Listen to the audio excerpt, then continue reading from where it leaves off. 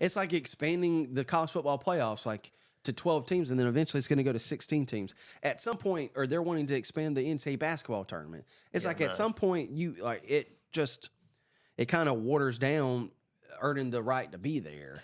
Yeah. Obviously, I think that the Celtics probably had the best. That's my team.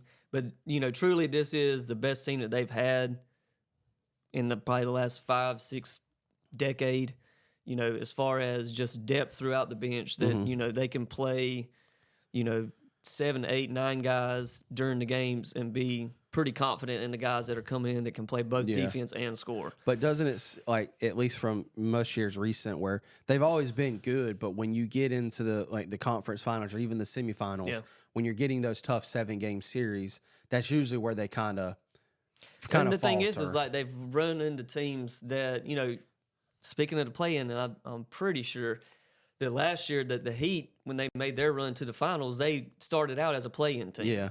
And they just got hot, and it's kind of just like NC State did in the NCAA tournament. Is they just got hot at the right time, and there's it's kind of similar to baseball.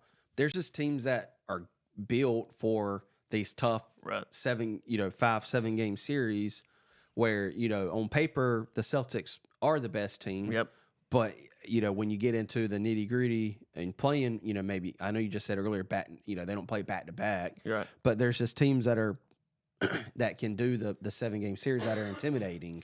And I think one good thing for the Celtics this year is they locked up the number 1 seed like 3 weeks ago. Mm-hmm. So they had, and Joe Mazzulla even came out and said like, you're going to see us do stuff in these next few games that doesn't look normal because we're just going to start working on things that we might get thrown at in the playoffs. And you normally don't get like true reps outside of practice, but it's just you versus you in practice, where they were able to use 3 weeks of legitimate games versus teams that are going to be in the playoffs. Yeah.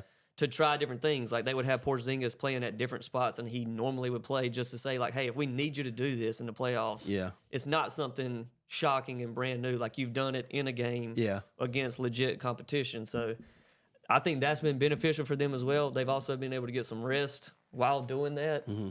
So, and now again, if they can't get it done this year, it's just going to be absolute disappointment. Are they the clear-cut best team on both sides?